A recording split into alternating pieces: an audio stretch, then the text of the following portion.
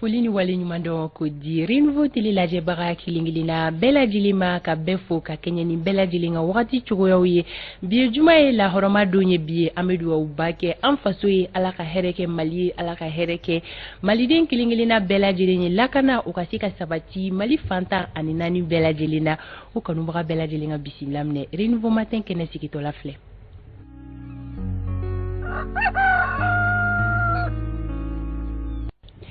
Bi ye juma ye octobre kalo tile 28 san 2022 bi sɔgɔmada in na tuguni aw nisɔndiyalen bɛ na an kanubaga jamakulu kelen-kelen na bɛɛ lajɛlen bisimila aw mana sigi ni jɛmukan in kɛnɛ kan ni o ye Renouveau sɔgɔmada kunnafoni ye an bɛ fɔlɔ ka soli ka wuli kɛbagaw de fo sabula baara nɔgɔn tɛ cogoya si la aw minnu bɛ yen nɔ ko aw sera aw ka baarakɛyɔrɔ la ka ban aw ka teliw ye Renouveau la a ye aw bisimila kunnafoni kɛnɛ bɛ na sigi aw ye maa minnu bɛ ka an lajɛ sokɔnɔnaw la an bɛ aw fɛnɛ ka foli kɛ minnu fɛnɛ bɛ siraw la ka taga u ka baarayɔrɔ la n'u bɛ k'an lamɛn radio sanfɛ an bɛ bɛɛ lajɛlen fo ko bɛɛ niyɔrɔ bɛ jɛmukan in kɔnɔna la ye juma ye lahɔrɔma don ye bi ye kanubagaw bi ye donba ye don bɛɛ lajɛlen ka ɲi Ala bolo mɛ bi fɛnɛ don la belebeleba dɔ ye o kama an bɛ dugawu kɛ an bɛna bato minnu kɛ bi juma donya in na a dugawu kɛbaga ye an ye minɛbaga o ye Ala ye o tuma la ko Ala ka hɛrɛ kɛ maliden kelen-kelen na bɛɛ lajɛlen ye dɔgɔkun jɛmukan o bɛ kun cɛ bi juma donya in na awɔ an y'o de fɔ aw ye ka fɔ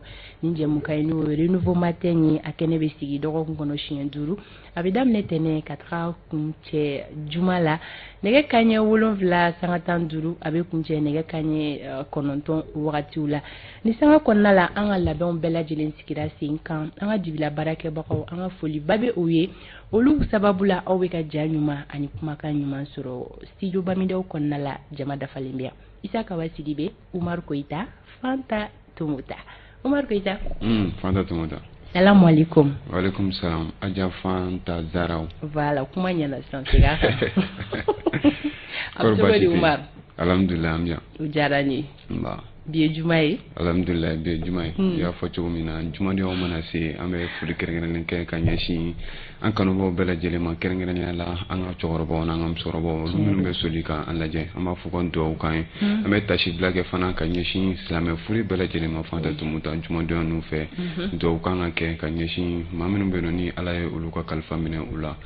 jumadonya ye o don dɔgɔ duman dɔw ye. Siga fosi t'a la maa caman bɛ yen nɔ olu bɛ wuli ka taga u ka foro bɛ kaburudon mun na ka taga dugawu kɛ u ye jumadonyaw fɛ Umaru Koyita sɔɔni dɔrɔn i bɛna dɔn kibaru ka ale dayɛlɛ kunnafoni o ka ca an bolokɔrɔ bi sɔgɔmada in na o la lasew bɛna boli fɛn minnu kan bakurubaw olu filɛ nin ye kumasen min bɛ an bolo sɔgɔmada in na an ka décryptage kɔnɔna la ni Isa Kawa ye ɲinini caman kɛ a kan a bɛna walawalali kɛ kanubaga jamakulu ye o de ye accueil des délégations au Mali o b'a yira k'a fɔ ko jamakulu kɔnɔna bisimila minɛ an fɛ yan nɔ Mali kɔnɔna la Isa Kawa ale bɛna o kibaruya di kanubaga jamakulu bɛɛ lajɛlen ma bi sɔgɔmada in na anw ka maa welelen ale ye parti kɔrɛma vice président ye fɛn bɛ tali kɛ Abubakar Sidiki Fɔnbala ani ale de bɛna ɲɔgɔn lasɔrɔ sabula ka d'a kan u ka collectif y'a yira k'a fɔ fɛn bɛ avant projet de constitution ni o ye sariya suma ɲɛbila gafe kɔnɔna kow ye ko olu kɔni ma sɔn o fan dɔw ma o kama an ka baro bɛna tali kɛ o kan walasa bɛɛ lajɛlen ka se ka faamuyali jɔnjɔn kɛ o fɛnɛ ka parti hakilina o kan avant projet ko la ka se ka to avant projet de constitution kɔnɔna la i n'a fɔ don tɛmɛlenw na ko kura sɔɔni dɔrɔn an bɛ Isa Kawa bisimila article damadamanin bɛ a bolo kɔrɔla la sɔgɔmada in na tuguni ka se ka na o ɲɛfɔ an ye bamanankan cɛɲi na walasa bɛɛ lajɛlen ka faamuyali ɲuman ka o kɛ Umaru Koyita ale bɛna don kibaru dayɛlɛ tan ka segin kibaruyaw Sori Ibrahim Diallo sɔɔni an n'a bɛ ɲɔgɔn lasɔrɔ fɛn bɛ kɛnɛya kunnafoni ko fɔ bi sɔgɔmada in na ta bɛna boli lahalaya min kan o de ye sumu ye sɔɔni docteur bɛna ɲɛfɔli kɛ sumuko lahalaya kan kunnafoni gafe minnu bɛ bɔ bi walasa ka se ka dɔgɔkun kunnafoni gafew ka olu kun cɛ an ye minnu sɔrɔ an bolokɔrɔ an bɛna o ɲɛfura fɔlɔ kunnafoniw da aw tulo kan jɛmukan in ale kɔnɔna la Alexis fɛnɛ bɛ bisimila bi Alexis ko k'ale ma sɔn waleya dɔ fɛnɛ ma ko kura an fɛ yan nɔ Mali kɔnɔna la o lasew bɛna na kɛ sɔgɔmada in na anw ka don fɔli duman o bɛ yan nɔ k'a da nin bɛɛ lajɛlen kan an ye o de fɔ aw ye nin jɛmukan in kɛnɛ mana sigi min yɛrɛ sigikun jɔnjɔn ye k'aw ka kunnafoniya kunfɔlɔw di aw ma aw mana kɛ diɲɛ fan o fan walasa aw kelen na ka se ka bɔ kunnasiri la aw ka tile kuntagala ale kɔnɔna la o la an bɛ don kibaruyaw kɔnɔna la sisan ni wagati bolo da cogo munumunu salo ale wagati sera don kibaru kɔnɔna la o la Umaru Koyita fɛn kɔni bɛ tali kɛ Renouveau Télévision ale kunnafoni ɲininaw ka wuli ka jɔ senfɛ kunnafoni minnu sera ka fara ɲɔgɔn kan n'a sen sera ɲɛmaayaso fɛ yalima u bɛ mun de ko fɔ sɔgɔmada in na Fanta tumata kunnafoni caman ɲinina wa sɛgɛsɛgɛli kɛrɛnkɛrɛnlenw kɛra a la o hukumu kɔnɔna na an sera ka minnu sɔrɔ ka fara ɲɔgɔn kan an bɛn'o se kanubaw bɛɛ lajɛlen ma a daminɛ na bakuruba minnu b'an bolo o bɛ tali kɛ Colonel Asimi Goïta ko ale kɔni ye sɔnna fɛn min bɛ sariya sɛbɛn min ni o bɛ finitigi sɔrɔdasi polisilakaw olu sɔrɔdasiya ale sɔnna o waleyaw ma a k'o kɛra cogo di an bɛna o walawala sɔɔni ka fara o kan fɛn bɛ tali kɛ syndicat kulu la ni o bɛ Sam ani Silima olu kofɔ olu kɔni kumana ɲɛbila sɛbɛn min bɔra an ka sariya sunba ale yɛlɛmani baaraw la u y'u hakilila di a kow kan u ko di an bɛna mun de fɔ o kan ka fara o kan kalanko hukumu kɔnɔna na minisiri min bɛ yen nɔ ni ale ɲɛsin bɛ kalan koɲɛw ma ale kɔni bɔra ka kuma Mali kalanko a kow bɛ cogo min na ka hakilila di o kan kɛrɛnkɛrɛnnenya la maa minnu bɛ yen nɔ ni olu ka orientation ni o kan ka kɛ k'u bila ka taa sanfɛ kalanso la ni o bɛ lycée ko fɔ ale kumana o kan sɔni an bɛna an da don nin bɛɛ la ka nin walawala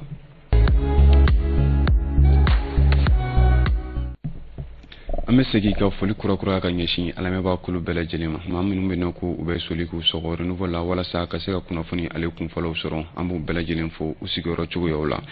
an ka bi kunnafoni hukumu kɔnɔna na ka tɛmɛ ni kibaru sɔrɔ cogoyaw ye kununko alamisa octobre kalo tile 27 san 2022 an ka jamana ɲɛmaa Colonel Asimi Goïta ale kɔni ye jamakulu dɔ bisimila jamakulu min ni o ɲɛmaa yɛrɛ kun bɛ Mahamadu Yusufu bolo ni ale ye Niger jamana ɲɛmaa kɔrɔ ye o jamakulu ye jɛkulu ye ni a bɛ fɔ a ma panel indépendant de haut niveau sur la sécurité et le développement du Sahel u kɔni nana ka na ɲɛfɔli kɛ an ka jamana ɲɛmaa ye u ka baara taabolo la ani ka se ka sigi ka fɔ kɛ hakilila falen Mali yɛrɛ jɔyɔrɔ ye min ye nin ko in na ani baaraw bɛ se ka taa cogo min na u kɔni kumana o kan baara ninnu tɛmɛnen kɔfɛ ni maa ɲɛmaa fila ninnu kɔni bɛɛ lajɛlen y'i ka nisɔndiya yira wa u ye foli kɛrɛnkɛrɛnnen bila ka sin ɲɔgɔn ma an bɛ tɛmɛ ni kunnafoni cogoyaw ye fɛn bɛ tali kɛ sariya sɛbɛn min ni ale bɛ polisilakaw ani ka taa se protection civile maaw ka olu sɔrɔdasiya a yirala k'a fɔ o sariya sɛbɛn kɔni alamisa tɛmɛnen octobre kalo tile 20 tɛmɛnen kɔfɛ a sariya sɛbɛn talen conseil national de transition maaw fɛ ni maa 111 olu kɔni yɛrɛ y'u ka voix di a ko la Colonel Asimi Goïta ale kɔni sɔnna a sariya sɛbɛn ma n'an b'a fɔ a ma ka promulguer o waleyaw kɔni kɛra dɔgɔkun kelen tɛmɛnen kɔfɛ a tɛmɛnen CNT maaw olu bolo ni o kɛra ka bɛn kununko alamisa octobre kalo tile 27 ma o waleya kɔni b'a yira k'a fɔ ni sariya sɛbɛn min ni a waleyaw kun kofɔra a baaraw bɛna se ka bila sen kan cogo min na nka jiraliw y'a yira k'a fɔ danfara min bɛna ye polisiw ani ka taa se protection civile maaw olu sɔrɔdasiyali baaraw ma ani ka taa se finitigilaka tɔw ma o ye k'a fɔ ko polisilakaw ani protection civile maaw olu kɔni bɛna to minisiriso min bɛ yen nɔ ni ale ɲɛsin bɛ lakanako ma n'a bɛ fɔ a ma ministère en charge de la sécurité ale bɛna to olu ka o bolo kan an bɛ tɛmɛ ni kunnafoni cogoyaw ye halisa ka tɛmɛ ni waleyaw ye waleya min yɛrɛ ni o b'a yira k'a fɔ ko maa minnu taara eji la ko a bɛɛ lajɛlen kɔni ma segin ka na an ka jamana kɔnɔna na maison de Aja ale ɲɛmaayaso ale ye kunnafoni di sɛbɛn dɔ ci jɛkulu ma jɛkulu min bɛ yen nɔ ni o sigilen don cakɛla minnu bɛ yen nɔ ni olu ka baara bɛnnen don ka maaw bila ka taa maganta la o koɲɛ ma ale kɔni ye bataki ci olu ma ka u wele ka ɲɛfɔli kɛ u ye k'a fɔ ko Arabi Saoudite ale jamana ɲɛmaaw kɔni ye bataki sɛbɛn dɔ bila ka na min na k'a yira k'a fɔ ko maa minnu taara maganta la yen ko a bɛɛ lajɛlen kɔni ma segin ko dɔw ko olu tora yen nɔ o hukumu kɔnɔna na sa fɛn min ye maison de Aji maa ɲɛmaa ye ale kɔni ye weleweleda bila ni maa ninnu ma k'a yira k'a fɔ ko nin waleya ninnu bɛ kɛ sababu ye ka an ka jamana tɔgɔ k'a tiɲɛ an ka jɛ an ka lasew lamɛn a kan ka tɛmɛ ni bataki sɛbɛn dɔ kɔnɔna ye maison de Aji ale kɔni bɛ welewele bila fɛn min kɔni bɛ tali kɛ agence de voyage olu maaw ma bataki in kɔnɔna na min kɔni cira jɛkulu min bɛ yen nɔ ni o bɛ agence de voyage bɛɛ lajɛlen fara ɲɔgɔn kan maison de Aji ale kɔni bɛ ɲɛfɔli kɛ k'a fɔ ko gɛlɛya dɔw kɔni donna ijita baaraw minnu kɛra san 2020 o hukumu kɔnɔna na ka tɛmɛ ni a ka kumaw ye a yira k'a fɔ ko Saudi maa ɲɛmaw kɔni ye bataki ci ale ma k'a yira k'a fɔ ko agence de voyage dɔn ko olu kɔni ma segin ni u ka maa bɛɛ lajɛlen ye an bɛ don min na bi na wa ko min ye magantala dɔw ye ko olu kɔni bɛ Saudi hali bi ka tɛmɛ ni maison de Aji maa ɲɛmaa ka bataki kɔnɔna ye halisa a b'a yira k'a fɔ ko u jɛɲɔgɔn kɔni bɛ a laɲini ko sɛgɛsɛgɛliw ka kɛ fɛn min kɛra sababu ye nin waleya in ka kɛ olu ka se ka dɔn joona Dr Abdul Fatah Sise ni ale yɛrɛ maison de aji ale ma ɲɛmaa ye ale bɛ hakililajigi kɛ k'a fɔ ko nin waleya ninnu kɔni bɛ sariya sɛbɛnw sɔsɔ ni a bɛ fɔ o ma article 16 min yɛrɛ kɔni bɛ maganta a kow kofɔ wa ko a waleya ko a bɛ se ka gɛrɛndɛ sigi baara taabolo la i n'a fɔ sariya sɛbɛn minnu sigira maganta ale baara cogoyaw kan nin yɔrɔ kɛrɛnkɛrɛnlen min bɛ yen nɔ ni ale kɔni dabɔlen don silamɛya a baaraw kama